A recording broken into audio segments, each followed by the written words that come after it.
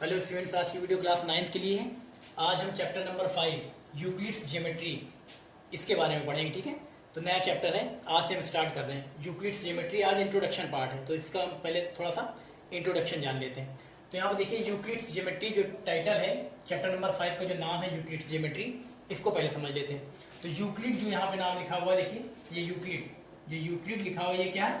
Euclid एक mathematician है। Euclid क्या है? एक मैथमेटिशियन। यहाँ देख सकते हैं आप, he was a Greek mathematician।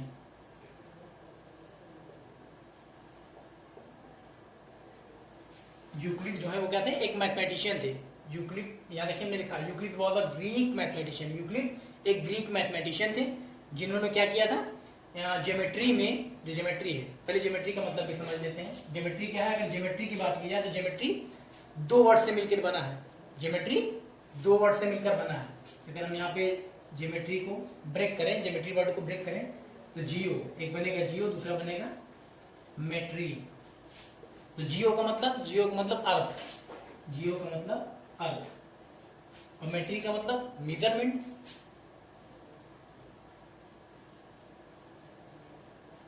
ठीक है, जियो का मतलब अर्थ, मेट्री का मतलब मेजरमेंट। यानी ज्योमेट्री का मतलब क्या हुआ? अर्थ मेजरमेंट, लैंड मेजरमेंट, अर्थ का मेजरमेंट।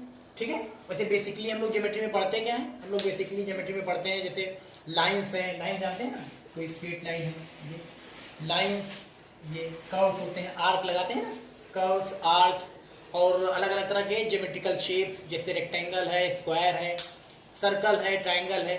इन सारे शेप्स, इन सारे फिगर्स के बारे में स्टडी करते हैं ज्योमेट्री। ज्योमेट्री का मतलब क्या है? ज्योमेट्री का अगर बेसिकली मतलब जाने तो यही है कि हम lines, curves, figures, geometrical figures जैसे कि स्क्वायर, रेक्टेंगल, ट्राइंगल, सर्कल, इन सारे फिगर्स की स्टडी करते हैं, तो वही होती है ज्योमेट्री।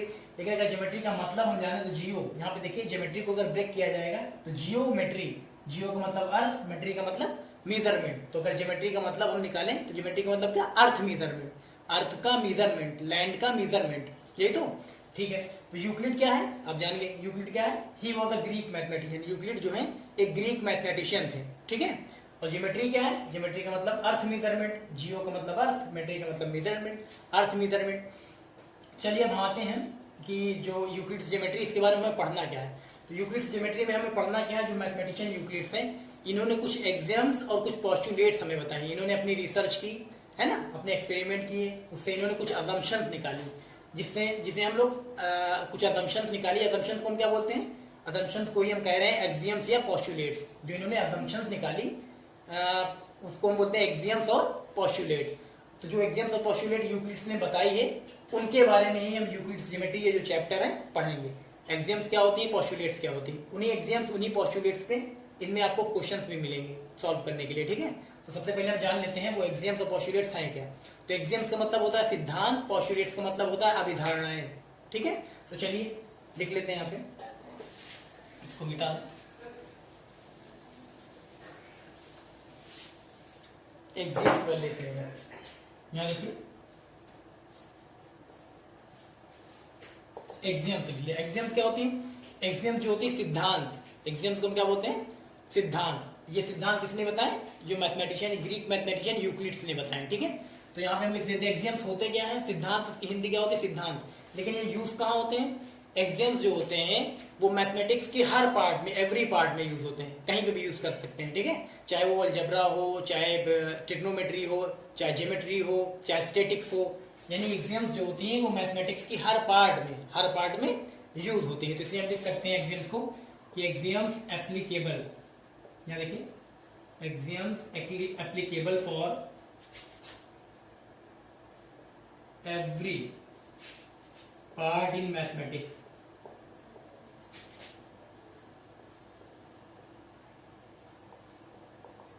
ठीक है, यहाँ देखिए एक्सियम्स जो है, जो सिद्धांत इन्होंने बताया यूक्लिड्स ने, applicable for every part in mathematics.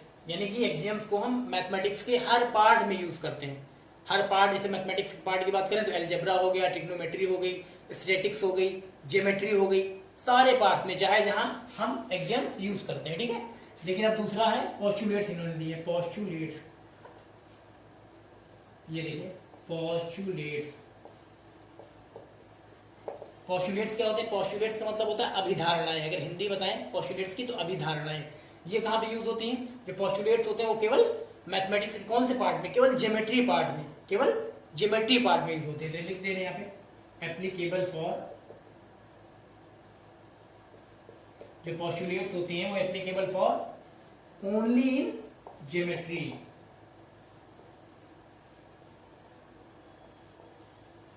ठीक है। एग्जाम्स जो होते हैं वो किसके लिए एप्लीकेबल है? मैथमेटिक्स के हर पार्ट के लिए, चाहे जो पार्ट हो, चाहे अलजेब्रा, स्टैटिक्स, ज्योमेट्री, कुछ भी हो, सब में। लेकिन जो पोस्टुलेट्स होते हैं applicable for only in geometry, ये पोस्टुलेट्स केवल ज्योमेट्री में यूज होंगे। ठीक है, ज्योमेट्री में। ठीक, चलिए अब उसके बाद हम यहाँ पे देखते हैं जो एग्जाम्स यूक्लिड्स ने हमें एग्जाम्स बताए, जो पोस्टुलेट्स बताएं। तो हम सबसे पहले एग्जाम्स की बात करते हैं, जो सिद्धांत इन्होंने बताए। तो एग्जाम्स, कितने एग्जाम्स दिए यूक्लिड्स ने? यूक्लिड्स ने हमें 7 एग्जाम्स दिए हैं।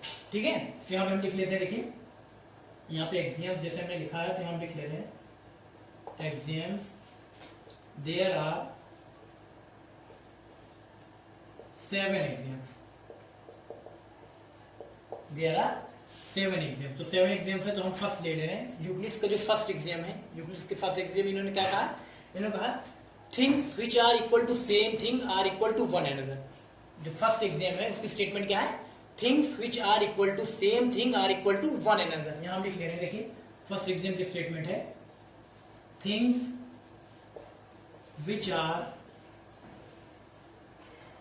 इक्वल टू सेम थिंग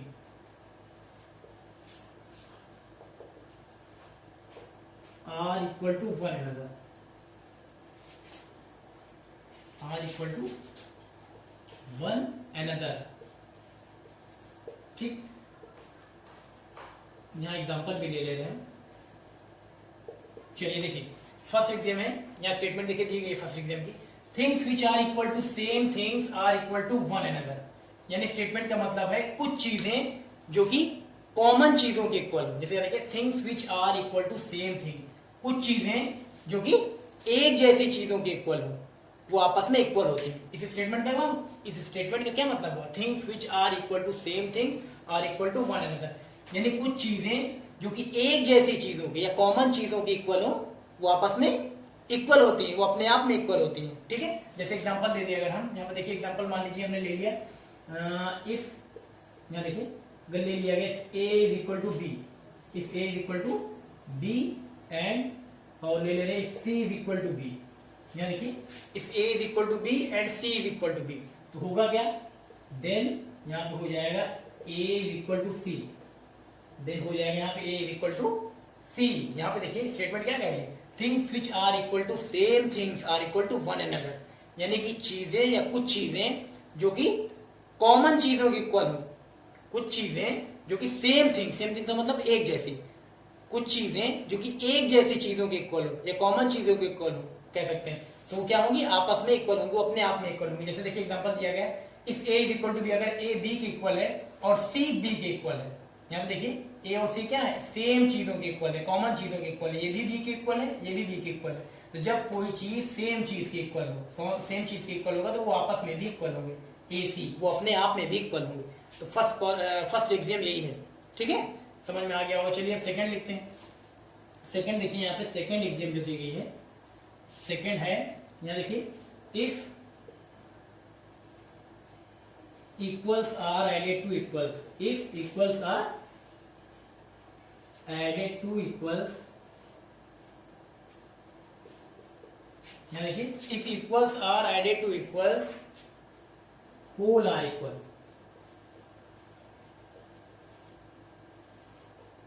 ये देखिए सेकेंड एग्जाम क्या है? If equals are added to equals whole are equal. यानी किसी इक्वल चीज में अगर कोई इक्वल चीज ऐड कर दी जाए तो जो रिजल्ट आएगा वो भी अपने आप में इक्वल होगा। जैसे देखिए एग्जांपल दे दे रहे हैं, फॉर एग्जांपल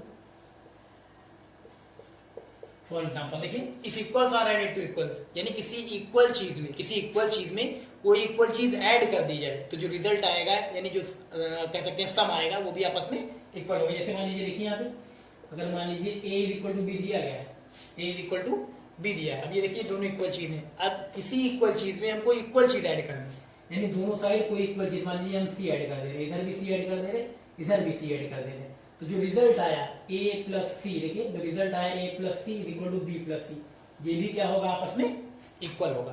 तो इस स्टेटमेंट से बिल्कुल क्लियर हो गया एग्जांपल से कि अगर किसी इक्वल चीज में, अगर किसी इक्वल चीज में हम कोई इक्वल चीज ऐड कर देंगे तो जो सम आएगा यानी जो टोटल आएगा वो भी आपस में इक्वल होगा।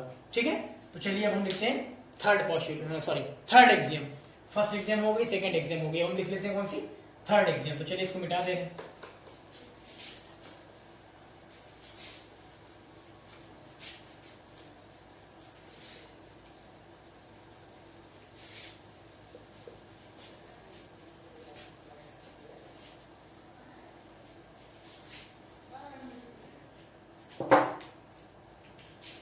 चलिए थर्ड लेते हैं, थर्ड एग्जाम ले लेते। थर्ड एग्जाम क्या है, अभी देखिए सेकंड आपने लिखा था if equals are added to equals wholes are equal. तो सेकंड जो थर्ड एग्जाम है आपकी इसी सेकंड वाले की अपोजिट है। यहां पे होगी इफ, देखिए इफ इक्वल्स आर सब्ट्रैक्टेड, वहां ऐड था यहां पे सब्ट्रैक्ट है। If equals are subtracted from equal, if equals are subtracted from equal, remainder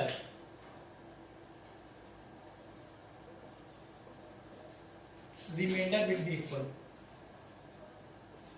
ठीक है, थर्ड क्या है देखिए if equals are subtracted from equals remainder will be equal। चलिए इसका भी एग्जांपल ले रहे हैं।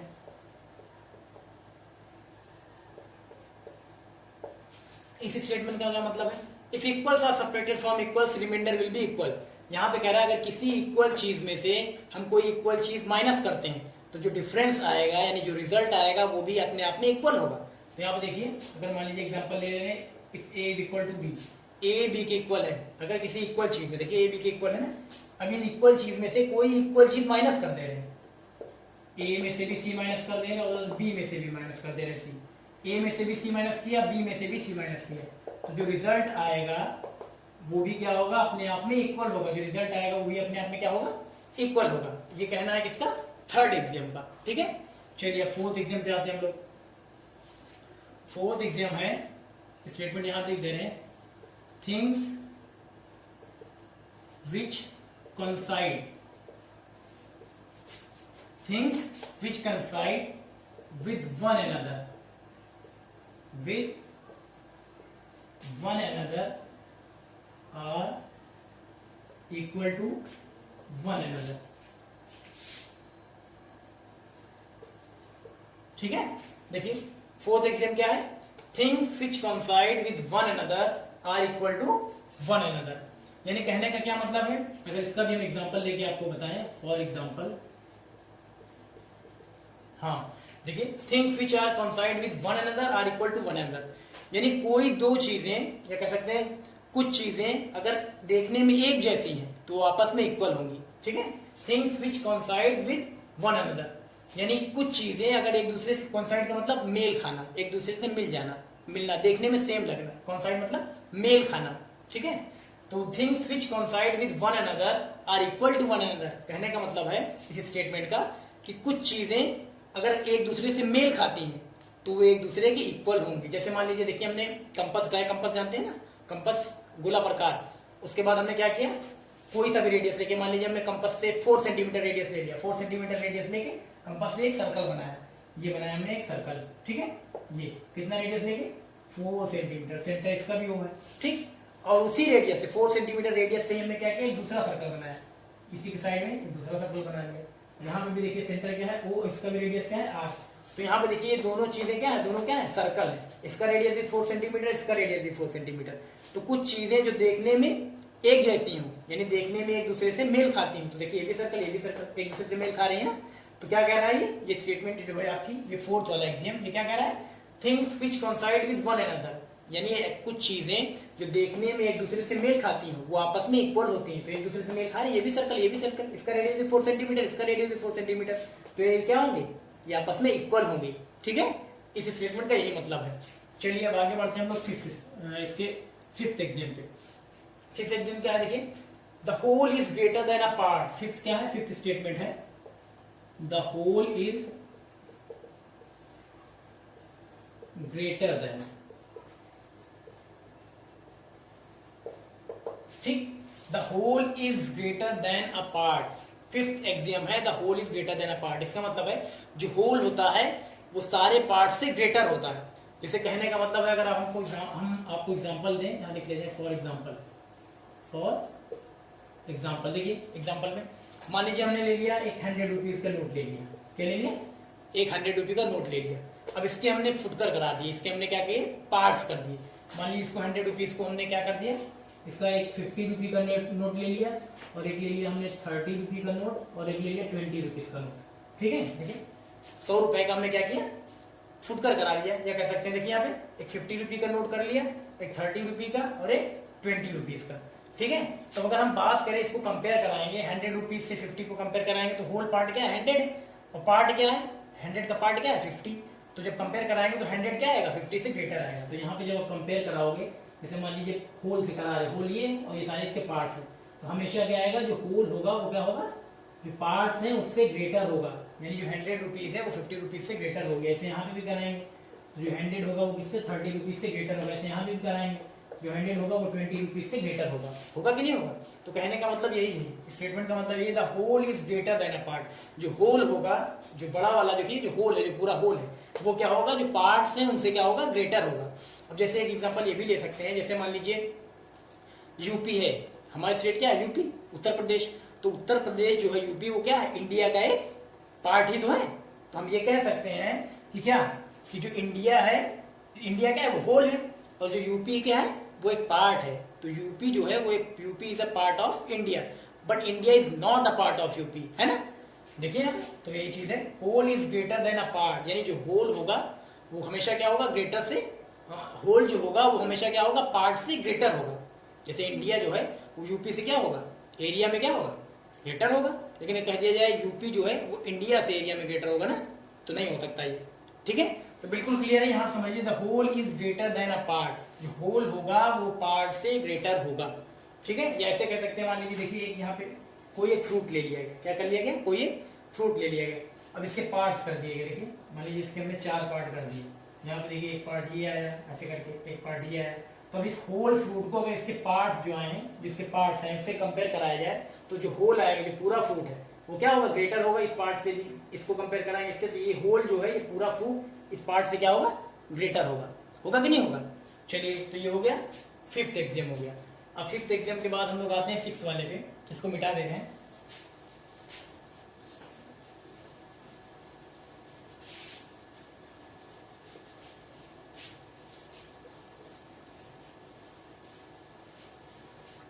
चलिए सिक्स पे आते हैं। देखिए सिक्स क्या है? सिक्स है things which are double of the same thing.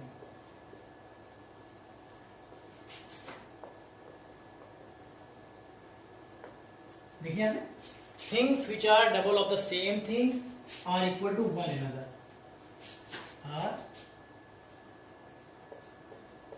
Are equal to one another. ठीक है, या देखिए things which are double of the same things are equal to one another. यहां पे अगर आपको एग्जांपल देके समझाया जाए,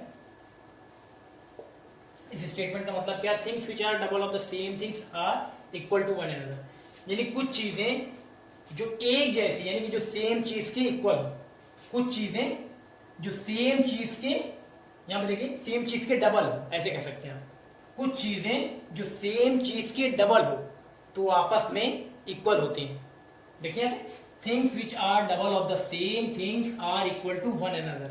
ठीक है, things which are equal to, यहां पर देखिए things which are double of the same thing, things which are double of the same thing, यानी कि चीजें जो सेम चीज के डबल हो, या कह सकते हैं कुछ चीजें जो कि सेम चीज की, यानी एक जैसी चीज के डबल हो तो वो आपस में इक्वल होंगी। जैसे यहाँ एग्जांपल देखिए बताएं, अब आपको समझ में आएगा। एग्जांपल देखिए, मान लीजिए हमने ले लिया यहाँ पे, यहाँ देखिए x था, अब इसका डबल ले लिया 2x, और ये इसको इक्वल कर दिया a की। और एक मान लीजिए ले रहे हैं यहाँ पे भी सेम चीज x, यहाँ पे भी इसका डबल कर दिया, इसको ले लिया हमने b के इक्वल। तो वही कह रहा है things which are double of the same thing. तो यहाँ पे देखिए x है, यहाँ पे भी x है, तो x सेम थिंग एक जैसा है ना। अब इसका डबल 2x, इसका डबल 2x, है कि नहीं? यहाँ पे देखिए सेम थिंग्स का डबल, इसको किसके इक्वल है? ए के इक्वल। यहाँ भी सेम थिंग्स का डबल, ये किसके इक्वल है? बी के इक्वल है। तो वही स्टेटमेंट कह रही है कि ऐसी चीजें जो कि किसी सेम चीज के, एक जैसी चीज के डबल हो, एक जैसी चीज के डबल हो, तो क्या होती है? आपस में इक्वल होती है। अगर देखिए यहाँ पे 2x इज इक्वल टू ए है, 2x is equal to B है, यानी ए और बी भी आपस में इक्वल होंगे। तो हम लिख सकते हैं ए और बी भी आपस में इक्वल होंगे। ठीक, ये क्लियर हुआ ना? Things which are double of the same things are equal to one another. फिर से बता दें एक बार, देखिए things which are double of the same things are equal to one another, यानी ऐसी चीजें जो एक जैसी चीज की, यानी जो सेम चीज की, ऐसी चीजें जो सेम चीज की डबल हो, ऐसी चीजें जो सेम चीज के डबल हो, वो आपस में इक्वल होती हैं। एग्जांपल भी दिया गया, देखिए ऐसी चीजें जो सेम चीज के डबल हो, यहाँ एक सेम चीज है डबल हो, यहाँ 2x, यहाँ पे डबल हो, यहाँ 2x, तो ऐसी चीजें जो सेम चीज के डबल हो, ये लिख दिया गया। अब यहाँ 2x इज इक्वल टू ए है, तो 2x इज इक्वल टू यहाँ b है, तो a और b भी आपस में इक्वल होंगे। ठीक, चलिए अब हम ले लेते हैं इसके बाद लास्ट एग्जाम क्या है? 7th वाला, इसको भी लिख दे रहे। थिंग्स, देखिए थिंग्स विच आर, अब यहाँ पे डबल था, यहाँ पे हाफ ले रहे हैं। Things which are half, half का मतलब आधी। Things which are half of the same thing,